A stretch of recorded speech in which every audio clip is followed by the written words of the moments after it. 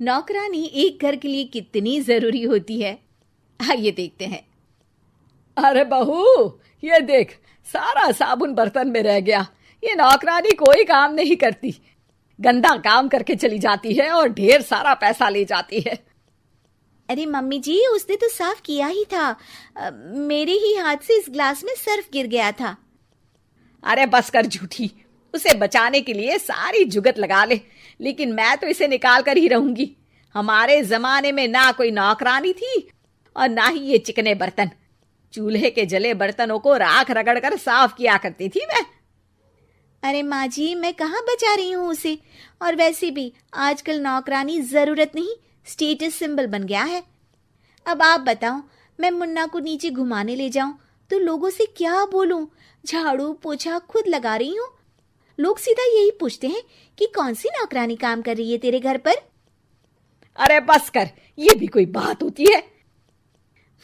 Mummy जी, आप नहीं समझेंगी। शाम को नौकरानी घर आकर काम कर ही रही होती है कि सास को कहती है, माँ जी, एक बात बोलूं, बुरा न मानना। अरे वैसे तो मुझे तेरी शक्ल ही पसंद नहीं है, बात क्या खाक पसंद आएगी। अरे माँ जी, सुन तो लीजिए क्या कह रही है। तो मैंने कौन सा उसका मुंह पकड़ लिया है? अरे माँ जी, वो लाल साड़ी पहनती हो ना, ना पहना करो। सास का गुस्सा अब तो 7वें आसमान पर होता है। अरे वाह जी वाह, क्यों ना पहना करूं? और तू होती कौन है ये बताने वाली कि मैं क्या पहनूं क्या ना पहनूं?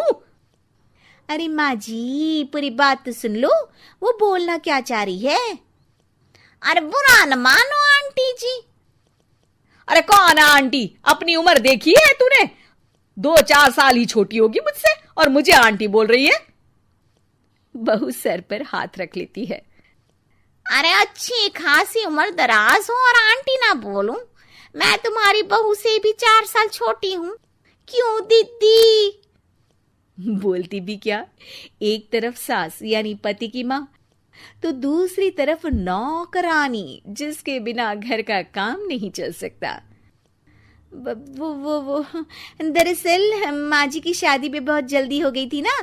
अच्छा ये झगड़ा छोड़ो, ये बताओ तुम माँ जी को लाल साड़ी पहनने से क्यों मना कर रही हो? वो ना, इनकी उम्र की सारी औरतें सोसाइटी में इनके लिए बात करती हैं कि तुम्हारी सास बुढ़ी घोड़ी लाल लगाम है। बहू को ये सुनकर गुस्सा आ जाता है। अरे वाह वाह, कौन बोलता है जी? खुद क्या है यहाँ की औरतें, बाल सफेद लेकिन टाइट जींस और कोई कुछ भी पहने। अरे पहनना हमारा निजी हक है, किसी को कुछ हक नहीं बनता कि वो मेरी सास के लिए कुछ बोले। मैं आज ही जाकर माँ जी के लिए लाल जींस लेकर आऊंगी, फिर देखो कोई क्या बोलता है। अरे चुप लाल जींस। अरे सुन नौकरानी की बच्ची, जाकर बोल दे उन लोगों से कि उन लोगों की तरह मैं उड़ती नहीं फिरती हूँ घर बार छोड़कर।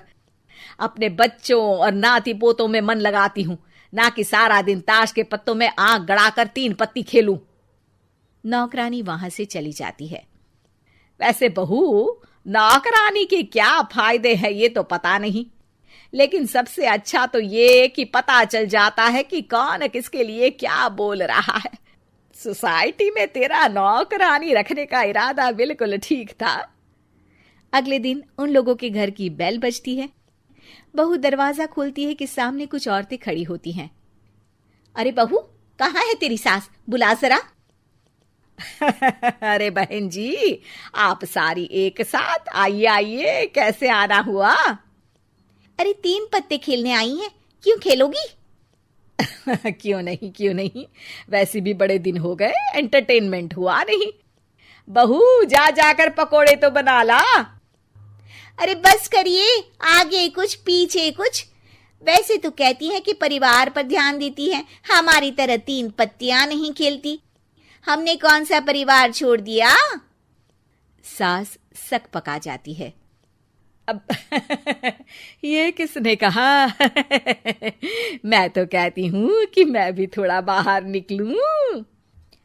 आपने ही तो कमला नौकरानी से ये सारी बात की थी। सास और बहू को अब सारी कहानी समझ आ जाती है कि सोसाइटी की औरतें क्यों भड़क रही हैं। माफ करिए आंटी, मैं छोटी हूँ, लेकिन फिर भी पहले तो आप लोगों ने माँ की लाल साड़ी का मजाक उड़ाया था ना। हाँ हाँ, उड़ाया था, लेकिन उससे पहले तो तुम लोगों ने हमारी जीन्स के बारे में बात की थी। अरे क्यों ना पहने हम जीन्स, तुम्हारे पैसों की थोड़ी ना है। सास और बहू सर पकड़कर बैठ जाती है।